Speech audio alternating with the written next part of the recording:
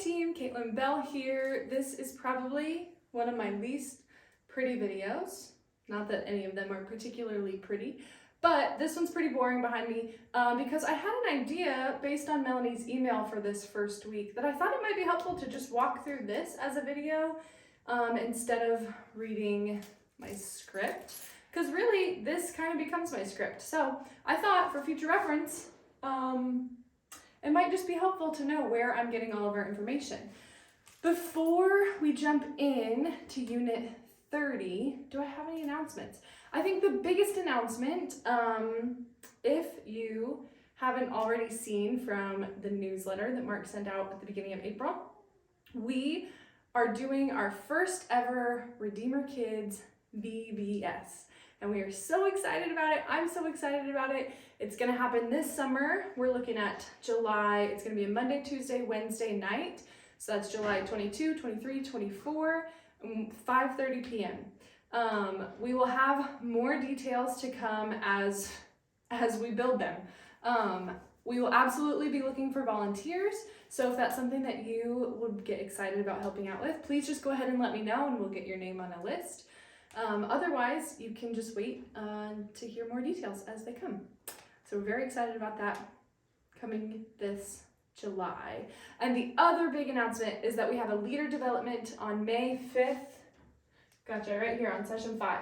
May 5th, we have a leader development. I've said it everywhere, but like I really want you guys to know, I think it's gonna be amazing. Lindsay Woods is gonna come give us some training. And she talked me through what she's thinking about talking about or training us on, and it's a handful of ways to be proactive in your classrooms as both teachers and helpers to help just manage transition times, to help manage like just classroom expectations. And then she also has a couple of reactive strategies for, you know, occasionally like we just have a really hard time. Maybe one friend is having a really hard time one particular Sunday and we need to have a conversation in the hallway, or maybe we're just all really excited about something and we're having, as teachers and helpers, a difficult time getting kids to focus.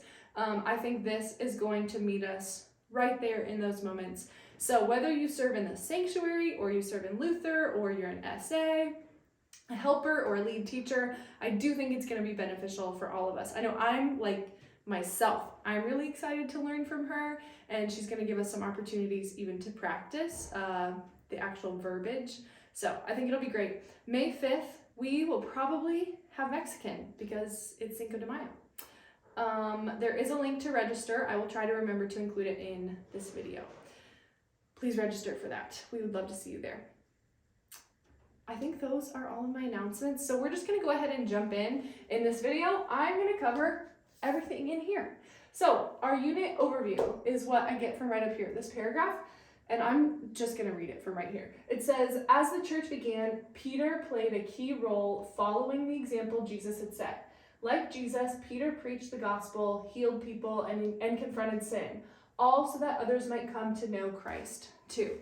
So if you remember, last unit, Unit 29, we were talking all about like the planting of the church and the Holy Spirit. And now we're going to be looking at Peter, obviously, in particular.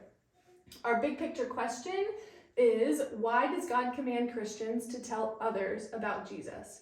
We tell others about Jesus so they will hear and believe the good news. So this is a great like evangelistic unit that will be, I think, a lot of fun to challenge and encourage kids to share Jesus, to share the good news with even their friends, however young they might be.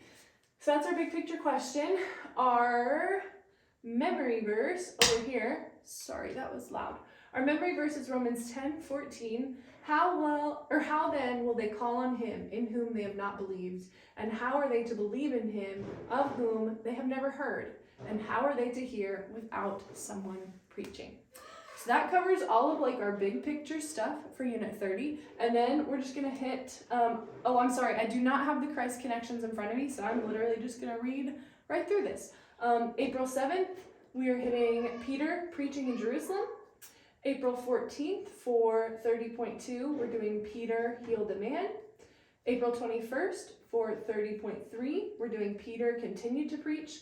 April 28th for 30.4, Peter confronted sin. And then on May 5th, we're wrapping it all up, talking about the big picture. 30.5, we are to tell others about Jesus.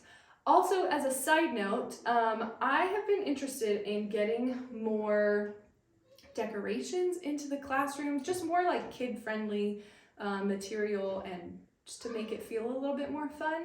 And so just so you're aware, on your whiteboards, like always, you have your big picture question and your memory verse. But then I also, we're gonna try for a while just to see how it works, see how it looks.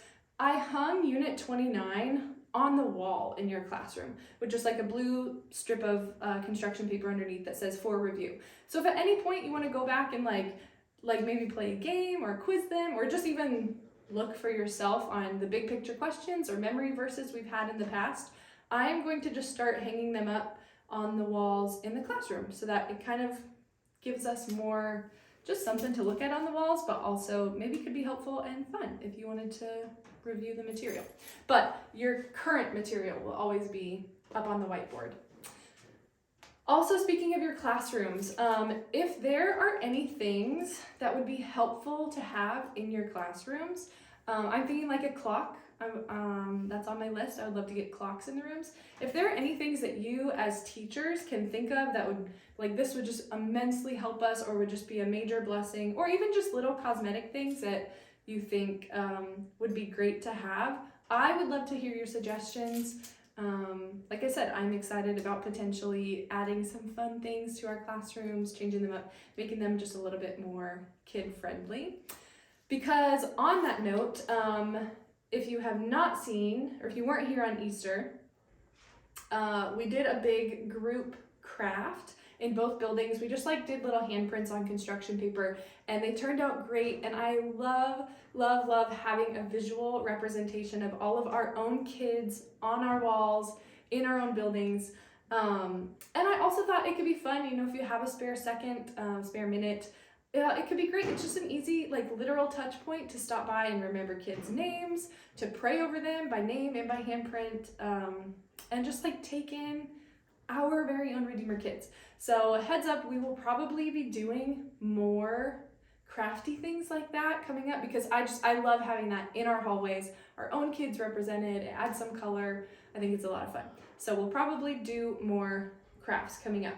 But the reason I'm saying all of this is, if you as a volunteer want to put your handprint on there, please feel free to. I put mine. Some of our teachers on Easter did. But also, if you have any kids come in who missed Easter, or for whatever reason doesn't have a handprint on the wall, just go ahead and let them add one. We have construction paper in the storage room in Luther, and the sanctuary, we might have a little stash over there. If not, let me know. We can always run and get some to the sanctuary. And then one last little announcement, I guess. We have so much black, brown, and white construction paper, because I think it's because when you buy construction paper, it comes with all the colors, and we never use all the colors. So knowing that, if you have days where your kids are just wanting to make a ton of paper airplanes, or origami, or just doing something with scrap paper, if they want to cut, if they want to draw, would you try to remember to go grab that black, brown, and white to use first? That way we're not wasting it, and that way we're also not wasting our printer paper. So just thought that could be an easy use for that. Or if you have any crafty type things that doesn't matter the color that you want to do in your classroom, if you could grab those. We have a whole bucket full of just black, brown, and white. Okay, I think that is all that I have for you. Sorry, this one is a little bit more scatterbrained, but I'm working off of these instead of off of a script. Please don't forget VBS. Please don't forget to register for our leader development. Put your handprints on the wall if you want your own handprints on the wall. And I think that's all I have for you. Thanks, and we'll see you on Sunday. Bye.